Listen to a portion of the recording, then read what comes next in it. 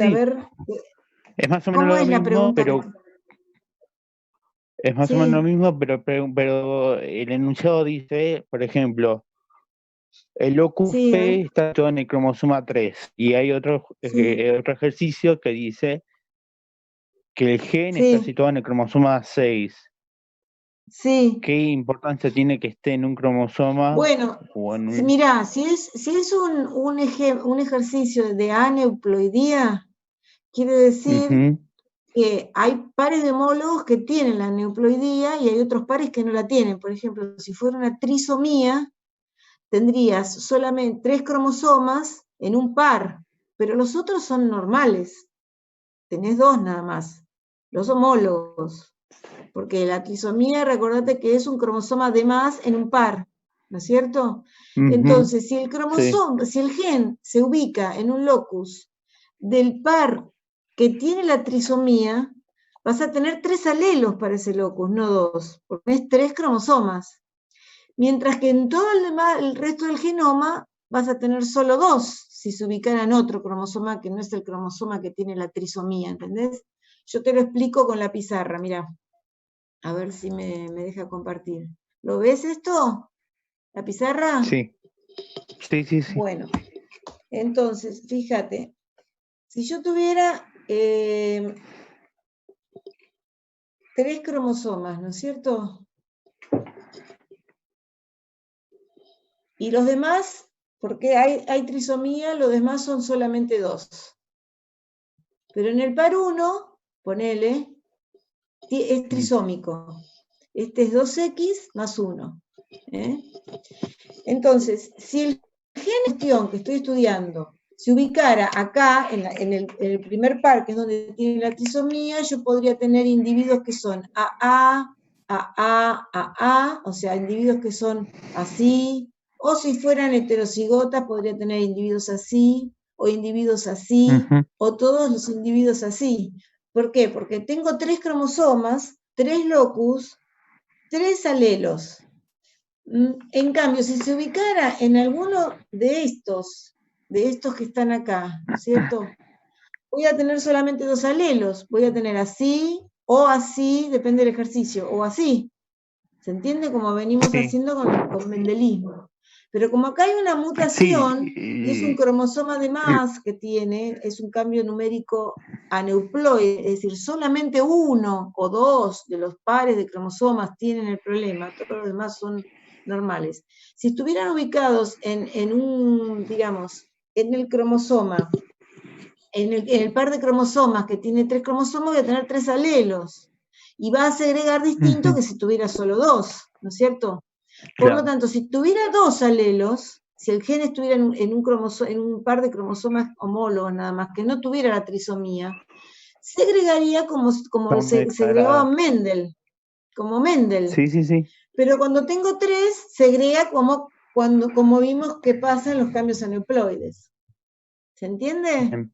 Vas a tener gametas trisómicas y gametas normales, para ese gen. ¿Se Sí, entiende? yo le decía porque los enunciados son los del trabajo práctico anterior, del Sí, punto 2 y el punto 3. sí. Entonces me llama la atención eso.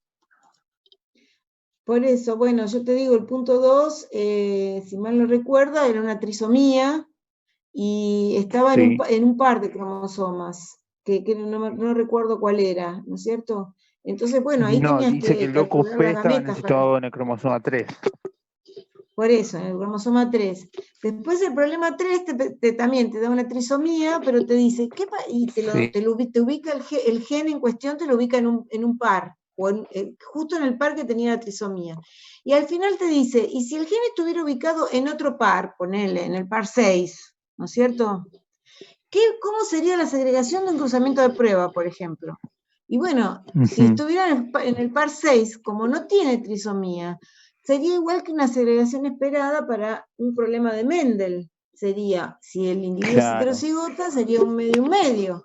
Pero acá, cuando vos tenés el gen en una trisomía, las frecuencias cambian. Las frecuencias fenotípicas de bien. los descendientes cambian porque tenés gametas con trisómicas, con un cromosoma de más, X, gametas X, con un genoma más un cromosoma de más, y gametas normales, que son solo X, ¿no es cierto? O N. ¿Se entiende? Gracias, profe. Sí. No, de nada. Bueno, entonces, habiendo... ahora les voy a compartir la clase. Voy a poner acá.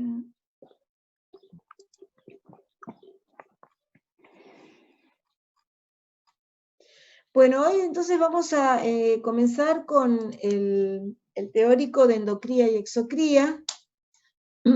Son palabras que normalmente usamos normalmente en la vida cotidiana muchas veces. Perdón. Por ejemplo, qué sé yo, decimos, bueno, ese animal tiene mucha endocría, ¿no? Bueno, entonces, ¿alguien sabe qué significa el concepto de endocría? ¿Por qué un animal es muy endocriado? A mí endo me suena... Sí, perdón. Endo me suena de dentro, o sea, de algo interno, o sea, que pueden ser... Lo asocio por las palabras. Y cría de cría, de multiplicación. ¿Puede ser de Claro, reproducir parientes, sí. algo parecido? Y tipo, Muy bien, muy bien. mamíferos y Endocría ovíparos. es mamíferos y ovíparos. O sea, No. endocría que La endocría es cuando nosotros cruzamos entre individuos emparentados. ¿No es cierto? Vieron que en animales, en perros, por ejemplo, se usa mucho cruzar la madre con el hijo, o cruzar entre hermanos, un hermano con otro, o cruzar entre primos hermanos, ¿no es cierto? Eso es hacer cruzamientos con individuos emparentados, o sea, que son parientes, se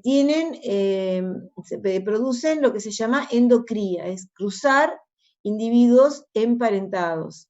Y exocriar es lo contrario, ¿no es cierto? Es cruzar individuos que no están emparentados. Bien, entonces, aquí tenemos los dos conceptos, son conceptos basados en relaciones genealógicas, ¿no es cierto? La endocría es el apareamiento, como dijimos antes, entre individuos más estrechamente emparentados que el promedio de la población, ¿no es cierto? Es decir, cuando cruzamos individuos que están más estrechamente emparentados que el promedio de la población de individuos. Y eso, exocriar es lo contrario, cuando apareamos, hacemos apareamientos entre individuos menos estrechamente emparentados que el promedio de la población. Cuando se habla de cría, normalmente se habla de la mano del hombre, ¿no es cierto? Es decir, ¿quién ¿Profe? cruza individuos más estrechamente emparentados? Sí. No entendí Sí, la decime. parte de emparentados que el promedio de la población, como el promedio de la población. Claro, porque normalmente o naturalmente los individuos de una población depende mucho del comportamiento, en el caso de los animales, o en el caso de las plantas también, no tratan de, porque tienen mecanismos, está asociado con los mecanismos reproductivos, ¿no es cierto? Por ejemplo, en las plantas que son autógamas, se autofecundan, ¿no es cierto? Es decir, autofecundar es el extremo de la endocría, es decir, cruzar una planta consigo misma. Eso es endocriar. Cuando nosotros autofecundamos una planta, la estamos endocriando, ¿no es cierto?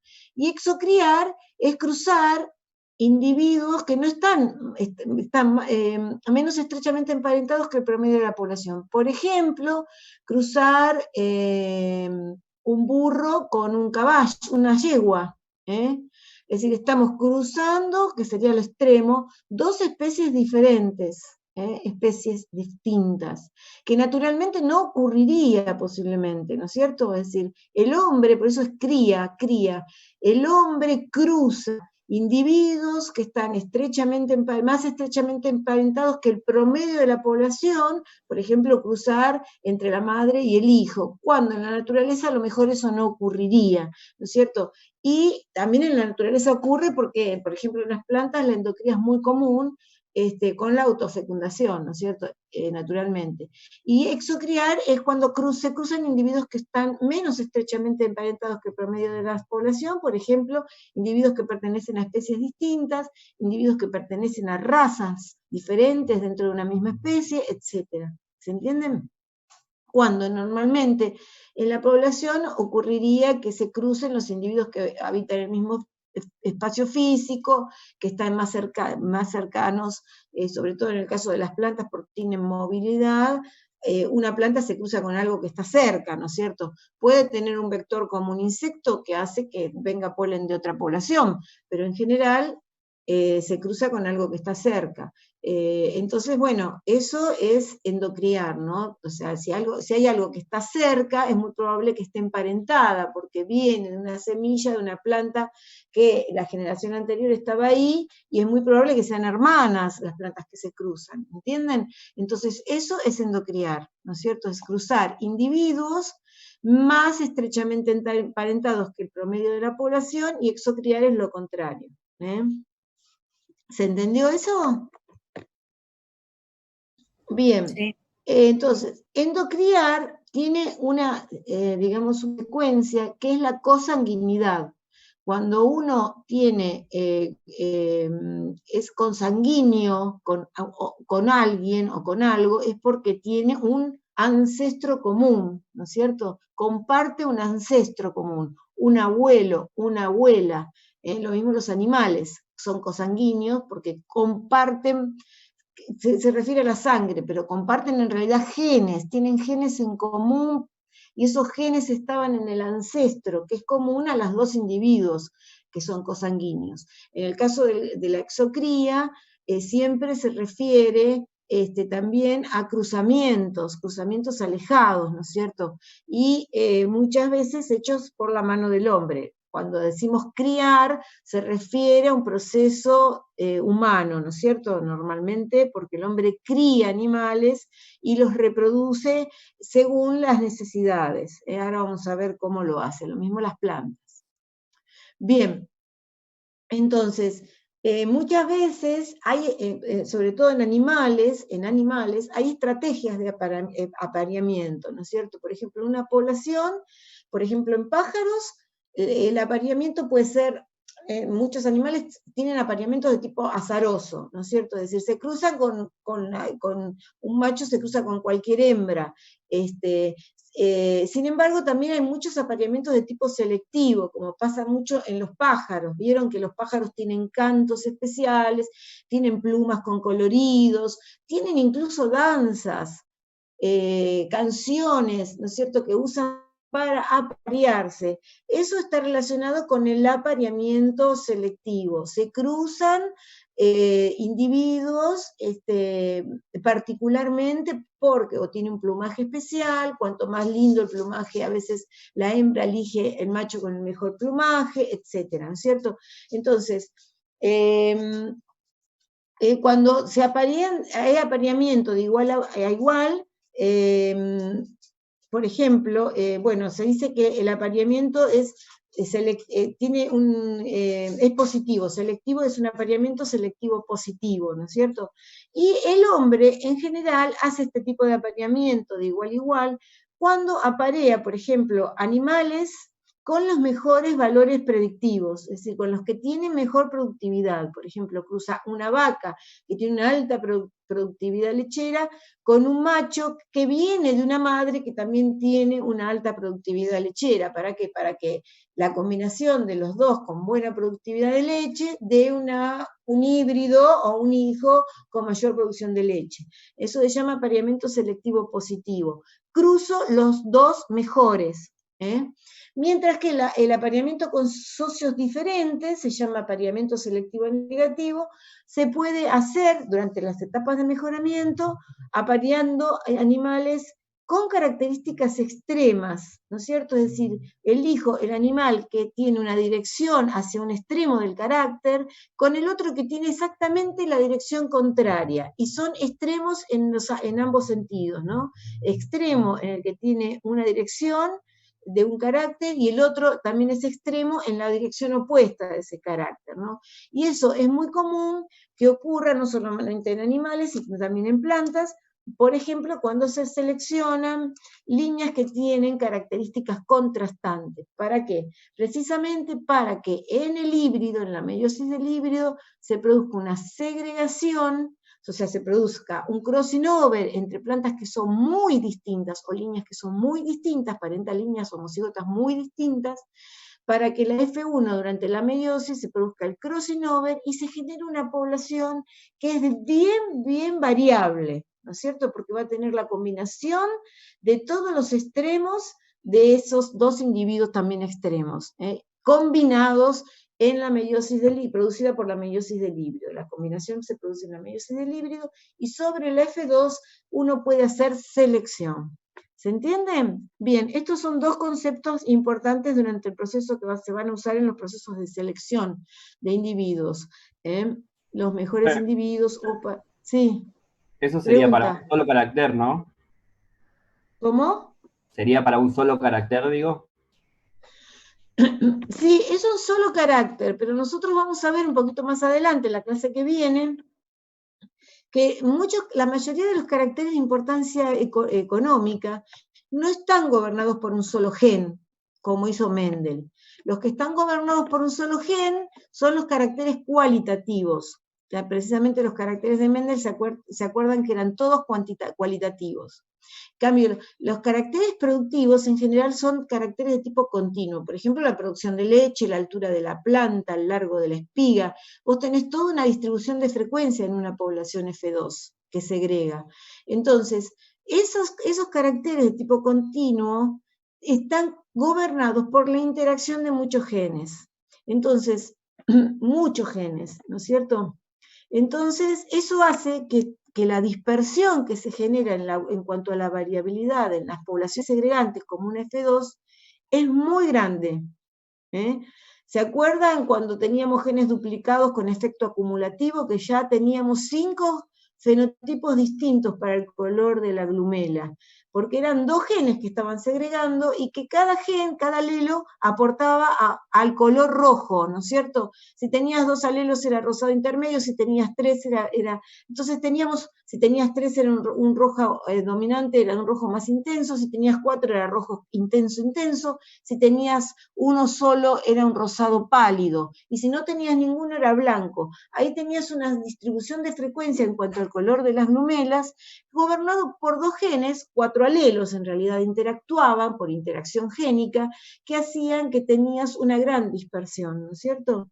Entonces, si vos cruzás, en ese caso es un ejemplo de apareamiento con socios diferentes, porque te acordás que los padres que cruzabas eran un padre bien rojo con un padre bien blanco. Y en la F2, en donde uno va a hacer selección, porque ahí es donde se agregan los caracteres y encontrás toda la variabilidad fenotípica que podés buscar para seleccionar cuál te gusta más, se tiene una distribución de frecuencia ya de 5 clases. Y si a eso le agregas más genes, la distribución de frecuencia va a ser mayor aún, ¿no es cierto? Entonces vas a tener más clases para seleccionar diferentes.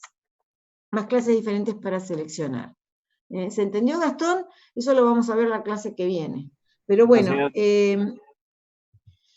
con respecto, entonces, bueno, el tema de los apareamientos, entonces, está asociado con el tipo de reproducción que tienen naturalmente las plantas y los animales. Bueno, nosotros sabemos que la mayoría de los animales de importancia económica tienen una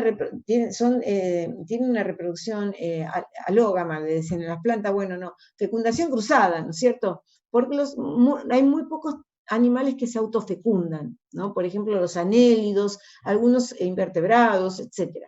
Entonces, peces, pero la mayoría lo que tienen es fecundación cruzada. Los de importancia económica, la mayoría tienen fecundación cruzada, ¿no es cierto? Entonces, en el caso de las plantas, puede haber diferentes tipos de fecundación cruzada, fecundación autogámica, es decir, cuando la población, si el apareamiento entre parientes, en el caso de las plantas, es más frecuente de lo que ocurriría al azar, la población se dice que es endogámica o endogámica forzada. Es el tipo de reproducción endogámica, ¿no es cierto? Que hay apareamiento entre parentes, incluso dentro de la endogamia está la autofecundación, que es cruzar una planta consigo mismo, ¿no es cierto? Y con respecto a la población, al apareamiento, si el apareamiento entre parientes es menos común de lo que se produciría al azar, normalmente la población se dice que es exogámica, porque intervienen en ellos distintos individuos en el cruzamiento, ¿no es cierto? Entonces, tenemos dos grandes grupos, las endogámicas y exogámicas. Las endogámicas son las que pueden autofecundarse o cruzarse entre parientes, y naturalmente, y las exogámicas en general se cruzan entre individuos distintos.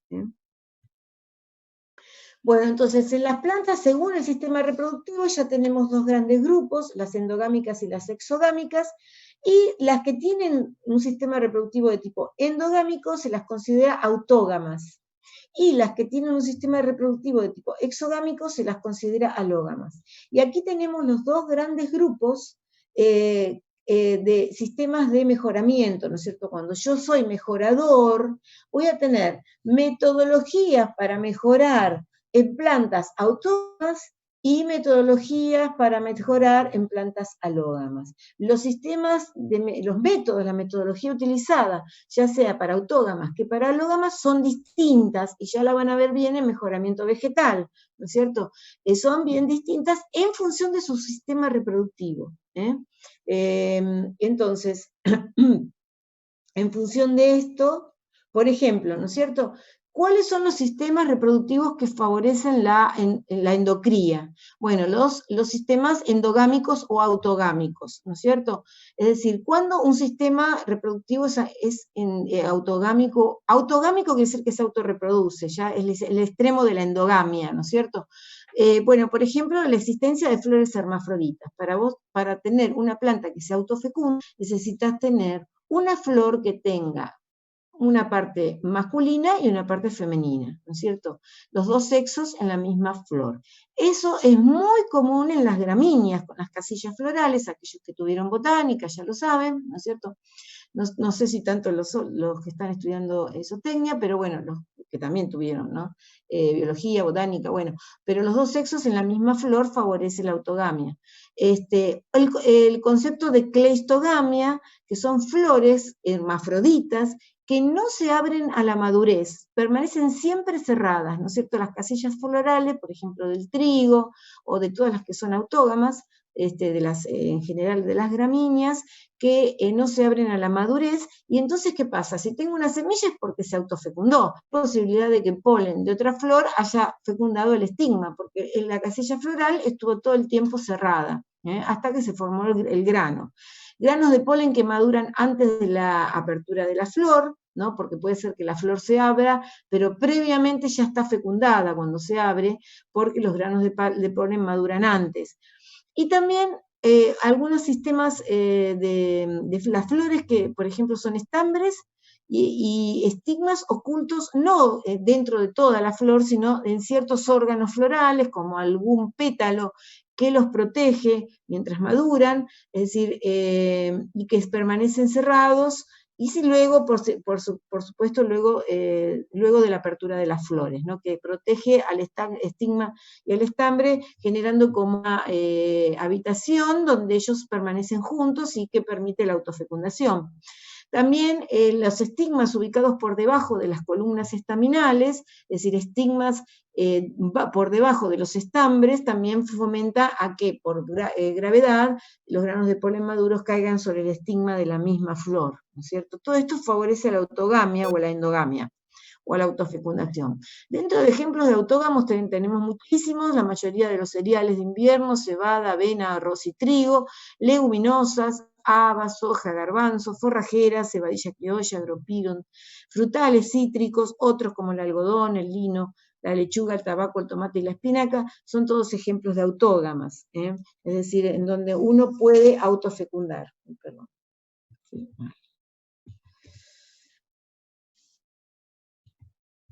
Bien, Luego tenemos el otro gran grupo de las alógamas, que poseen sistemas reproductivos que favorecen a la exocría, ¿no es cierto? Y eso, bueno, que favorecen a la exocría quiere decir que en general lo más extremo son las plantas que son diclino.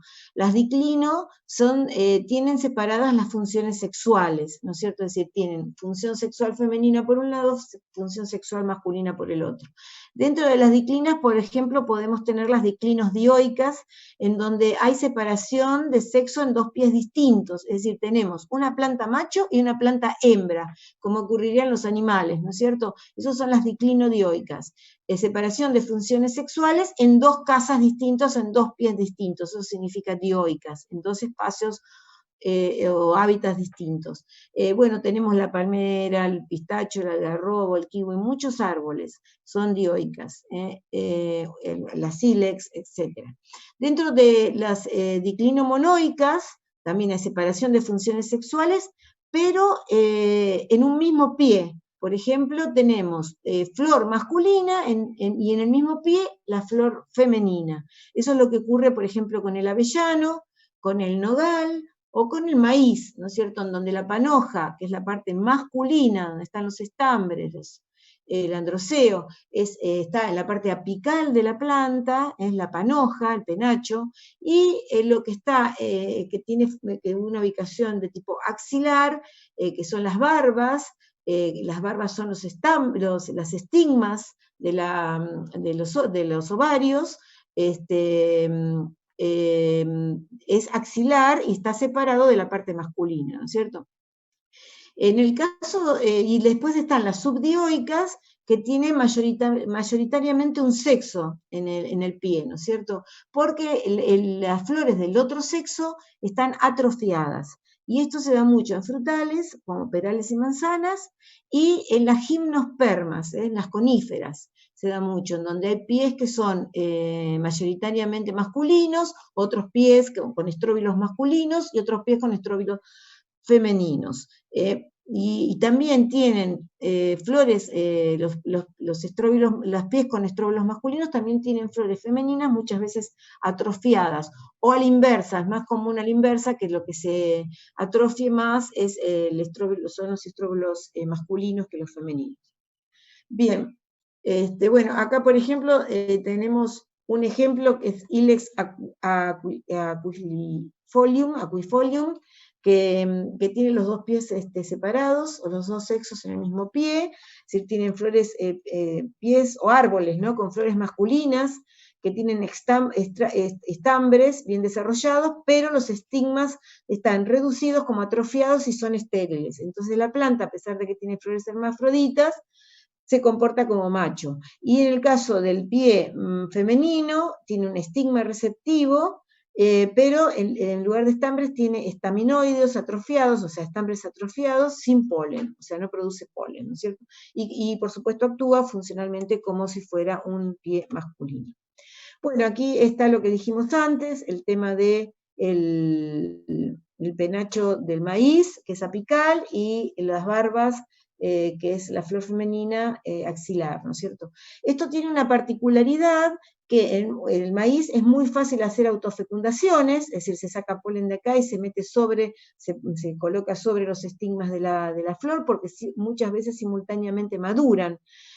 Tanto el penacho masculino como el femenino al mismo tiempo. Sin embargo, hay también posibilidades de hacer fecundación cruzada, porque hay muchas plantas, muchas variedades que tienen lo que se llama protandria, es decir, que primero madura la inflorescencia masculina, protandria, la inflorescencia primero la masculina y después la femenina, por lo tanto habría menos probabilidad de que se autofecunde la planta, o también puede ocurrir protoginia, es muy común, que primero madure el estigma, aparezcan las barbas, estén receptivas las barbas, pero que la planta todavía tenga la inflorescencia masculina inmadura, entonces esto favorece a la fecundación cruzada, es decir, a la alogamia, ¿no es cierto? Bueno, y acá están los estróbilos femeninos y los estróbilos masculinos, hay coníferas que tienen una gran cantidad de estróbilos femeninos, entonces y los masculinos están atrofiados, las flores masculinas están atrofiados, y entonces son dioicas, pero con tendencia a ser monoicas, ¿no es cierto? Porque funcionalmente actúan como pie femenino o como pie masculino. Bueno, esto era lo que le decía antes, el concepto de heterostilia, ¿no es cierto? Hay algunas poblaciones, como pasa muchas veces en el tomate, que hay poblaciones que tienen flores longistilias, en donde el estigma supera la ubicación de las anteras, por lo tanto nunca el polen va a ir hacia arriba, entonces esta flor nunca va a poder autofecundarse naturalmente, digamos, ¿no? Así con la mano del hombre. Y sino previstilia, en donde el estigma es corto y está por debajo de los estambres, y esto va a favorecer la fecundación cruzada, ¿no es cierto? Y el concepto de ercogamia, que es cuando, esto que les decía yo, cuando los estigmas superan las anteras, y esto favorece o promueve a la fecundación cruzada, ¿no es cierto? Bien, la polinización entomófila es otra cosa que es importante para la fecundación cruzada. Ustedes saben que las plantas que son fecundadas por insectos o pájaros, en general tienen adaptaciones en los pétalos, como los pétalos labiados, que actúan como ¿cómo es que le llaman a esto? Como lugar para que el insecto aterrice, ¿no es cierto? Como un aeropuerto para el insecto. Y además son muy coloridas porque atraen a los insectos, tienen buenos olores, etcétera, porque el que produce la fecundación cruzada es el insecto que trae polen en algún lado de las patas o de la cabeza, y que cuando va a tomar el néctar de la planta, deja el polen de otro pie. Esto favorece la fecundación cruzada. Otra cosa que favorece la fecundación cruzada o la alogamia son las plantas, los sistemas de autoincompatibilidad que ya vimos en frutales, ¿se acuerdan? Que el sistema de autoincompatibilidad impedía que el polen haploide creciera sobre el estigma que es un tejido diploide de la planta madre, y eso impedía la fecundación cruzada, la autofecundación, es decir, de la misma flor nunca va a fecundar el óvulo de esa flor, por el sistema de autoincompatibilidad que ya vimos en frutales. Y también otra cosa importante es la machoesterilidad, que ocurre normalmente. La machoesterilidad puede ocurrir en forma producida por genes, puede ocurrir por genes que están en los citoplasmas, en las mitocondrias o en los cloroplastos, o también por estrés ambiental. Cuando hay estrés ambiental, muchas plantas no producen polen, ¿no es cierto? Y son machoestériles, y esto también produce o favorece la alogamia. Y la machoesterilidad es muy importante en el mejoramiento, por ejemplo, del girasol, que tiene flores que muchas veces son hermafroditas, o tienen dentro del capítulo flores femeninas y flores masculinas, pero que al ser machoestériles actúan como pie femenino y favorecen la alogamia. Muchas veces el estrés hídrico, por ejemplo, falta de agua en el momento de la floración, por ejemplo en maíz, hace que las tecas de las anteras de los estambres no se abran, y por lo tanto no hay polen. Favorece también a la fecundación cruzada. Bien.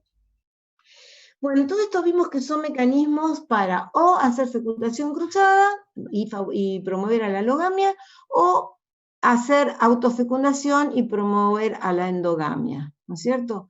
Ahora, hay consecuencias de todo esto, ¿no es cierto?, que está determinada por el sistema reproductivo, y hay consecuencias que son genéticas. Vamos a ver cuáles son las consecuencias genéticas de la endogamia, ¿no es cierto? Si nosotros, por ejemplo, tenemos una población en donde tenemos 100% de plantas heterocigotas a grande a chica, todos los individuos de una población, los 100 individuos de la población son heterocigotas. Eso quiere decir que la población venía haciendo fecundación cruzada, ¿no es cierto? Porque si hubiera habido, ahora vamos a ver por qué, 100% son individuos heterocigotas, y comienzo a hacer manualmente, por ejemplo, para hacer mejoramiento, autofecundaciones de estos 100 individuos, y suponiendo, en este caso hipotético, que cada individuo tenga un hijo solamente, o sea, de una descendencia, cada individuo una descendencia, estos 100 individuos que son a grande a chica, en la generación 0, en la segunda generación va a haber meiosis, ¿no es cierto? Y si se acuerdan, los genotipos que son a grande a chica ¿qué van a dar? ¿Qué van a dar como hijos en la siguiente generación? Un cuarto homocigota dominante, un cuarto de 100 son 25, en la otra generación 25 que van a ser a grande, 25, un cuarto homocigotas recesivos, y el 50%, es decir, un medio, iban a dar otros heterocigotas. ¿Me siguen? Entonces acá partimos de una población en donde tenía 0% de homocigotas, 100% de heterocigotas en la generación 0, y pasamos a una generación 1, en donde tiene 50% de homocigotas, dentro de estos 50% tenemos 25% de homocigotas dominantes, 25% de homocigotas recesivos, y tenemos 50% de heterocigotas, o sea, pasamos de una población 100% heterocigota a una población 50% heterocigota, 50% homocigota. Suponemos que a estos 100 individuos nuevamente los autofecundamos a todos. Los 25 homocigotas van a dar 25 más homocigotas, ¿no es cierto? Porque la autofecundación de a grande genera a grande.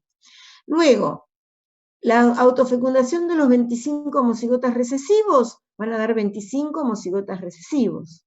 Ahora, también los recesivos de la autofecundación, generados por la autofecundación de los heterocigotas, que estos heterocigotas cuando se autofecundan me van a dar un cuarto homocigotas dominante, que son del 50%, un cuarto son 12,5, un cuarto de homocigotas recesivos, que son otra vez 12,5, y la mitad de heterocigotas, o sea que en esta generación 2 me quedan 25 más 12,5 homocigotas dominantes, más 12,5 homocigotas recesivos, más 25 homocigotas recesivos, me da un total de 75 homocigotas, o por ciento de homocigosidad del 75, y solamente del 25% de heterocigotas, que son estos de acá del medio, ¿no es cierto? Si nuevamente estos 100 individuos que tengo en la generación 2 los vuelvo a autofecundar, estos 25, y ahora había 37,5, ¿se acuerdan? Homocigota dominante, 25 más 12,5, los vuelvo a autofecundar, me van a dar 37,5 homocigotas dominantes, los 37,5 homocigotas recesivos me van a dar 37,5 homocigotas recesivos, porque no segregan los homocigotas, son como líneas puras, y los 25 heterocigotas me va a dar nuevamente un cuarto homocigota dominante, un cuarto homocigota recesivo, que van a ir a engrosar las filas de los homocigotas, y la mitad va a ser heterocigota. Y al cabo de las entonces me va a quedar un porcentaje de homocigosidad en la tercera generación de autofecundación, 87,5 y 12,5. Al cabo de la cuarta generación, los 43,75 homocigotas dominantes, que son 37,5 más 6,25, me van a dar más 43,75 homocigotas dominantes, los 43,75 homocigotas recesivos me van a dar otra vez 43,75 homocigotas recesivos, y los 12,5 heterocigotas me da un cuarto de homocigotas dominantes, que es 3,125, un cuarto de homocigota recesivo, 3,125, y la mitad van a seguir siendo hijos heterocigotas, descendientes heterocigotas. Entonces tengo un 93,75% de homocigosidad y un 6,75% de heterocigosidad. Entonces, la endogamia o autofecundación, autogamia, ¿qué produce al cabo de las generaciones? Produce, como se ve acá, un aumento de la homocigosis, que casi tiene el 100%, una generación más y alcanzamos el 99%, si quieren lo pueden hacer manualmente en sus casas, van a llegar al 99,9% de homocigotas, y solamente el 0,1% de heterocigotas. Es decir, que la homocigosis, la endogamia, la consanguinidad, es decir, cruzar individuos estrechamente emparentados, lo que hace en la población que yo estoy haciendo esto, al cabo de N generaciones, de autofecundar o de hacer autogamia, lo que provoca es un aumento de homocigosis y una disminución de la heterocigosis. ¿Para qué podemos ¿para qué podemos querer hacer esto? ¿Para qué queremos aumentar todos los genes que tiene una población, llevarlo al estado de homocigosis? ¿Para qué? ¿Para qué les parece a ustedes? En el caso de los cultivos puede ser, Sí, para que en sean el todos caso de crezcan a la misma altura, tengan la misma... muy bien. Al ser homocigotas, genéticamente son uniformes, y al ser genéticamente uniformes, van a ser fenotípicamente uniformes. Es decir, vamos a obtener, al cabo de 5 generaciones, una línea pura. ¿Se acuerdan del concepto de línea pura? Eran líneas que eran homocigotas para todos sus locis, y que, ¿qué pasaba cuando la reproducíamos? ¿Qué generaba? Plantas idénticas entre sí e idénticas a la madre. Entonces, yo de esta forma mantengo las características de una especie, ¿no es cierto?, de una variedad. Entonces, si nosotros queremos mantener unas características particulares, lo que hacemos es llevarla a homocigosis para que no segregue. Tengo una línea pura, no segrega la próxima generación, y si la quiero comercializar, voy a vender semillas en donde sus hijos van a ser idénticos a su madre y idénticos entre sí, ¿cierto? Lo mismo pasa para las razas de animales. Las razas son líneas puras, no muy puras, porque no se puede autofecundar. Entonces siempre esto es cuando autofecundo, que es la máxima endogamia que puedo hacer.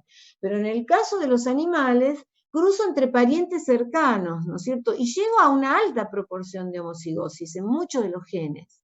¿Para qué? Y bueno, una raza es una raza, tengo que mantenerle la altura, el pelaje, el color, el comportamiento, ¿no es cierto? Entonces, ya tengo una raza cuando tengo homocigosis para las características que definen a ese animal dentro de la raza, ¿se entienden? Un golden es un golden siempre, y van a dar hijos golden si lo cruzás con otro golden. ¿Por qué? Porque esos son homocigotas para las características que tiene la raza,